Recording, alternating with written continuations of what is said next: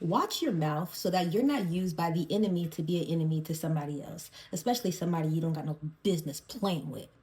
All right, today we are doing Proverbs 10 in our Proverbs challenge, and I'm going to tell you guys a quick little story that really helped me tie this word together. And I'm glad that God gave me a personal testimony. I'm going to try to use as much candor as I can when I try to share this. So I was in the middle of a conversation with a peer of mine, and this peer is definitely known to kind of like pry in a way that I am traditionally okay with because I am able to discern what God needs me to speak and what God doesn't need me to speak. However, I was in a conversation with this person and they were consistently speaking to me about something that was contrary to what God had been speaking to me about. So it was almost as though they were trying to encourage me or they were trying to induce me to do something that was the exact opposite of what God has been instructing me to do. And so for the first time, I found myself getting very irritated with this person as they were speaking to me because I knew that even though the words that they were saying seemed general, their intentions didn't seem pure, and it seemed as though they were being used by the enemy to ultimately be an enemy against me and the plans that I knew that God had for my life. And so I was like, why am I so annoyed with this person? I never really get annoyed, but why am I so annoyed?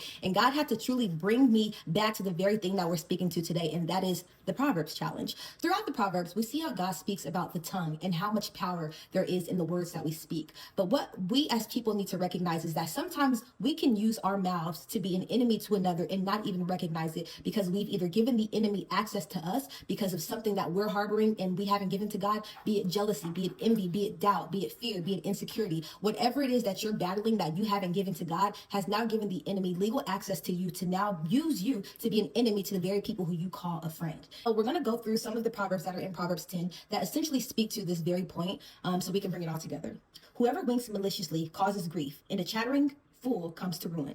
The mouth of the righteous is a fountain of life, but the mouth of the wicked conceals violence. Hatred stirs up conflict, but love covers all wrongs. Wisdom is found on the lips of the discerning, but a rod is for the back of one who has no sense. The wise store up knowledge, but the mouth of a fool invites ruin. Whoever conceals hatred with lying lips and spreads slander is a fool. The tongue of the righteous is choice silver, but the heart of the wicked is of little value.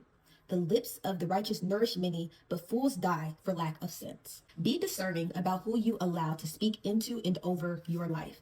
If you don't have a relationship with God on your own, you will never know if a person is sent by the enemy to speak against the very thing that God has spoken over your life. Lastly, from the outside looking in, even the brief encounter that I explained could seem innocent, and it did to my carnal eyes, which is why I had to go to God and say, like, why am I so mad about this? And the reality is, though it could look innocent, the intentions were not pure, the motives were not pure, and that person wasn't sent by God to speak into my life. And so my spirit was vexed because my spirit knew that there was something that was happening in this area, in this conversation that was designed to derail me or deter me, and that wasn't God's intentions for me.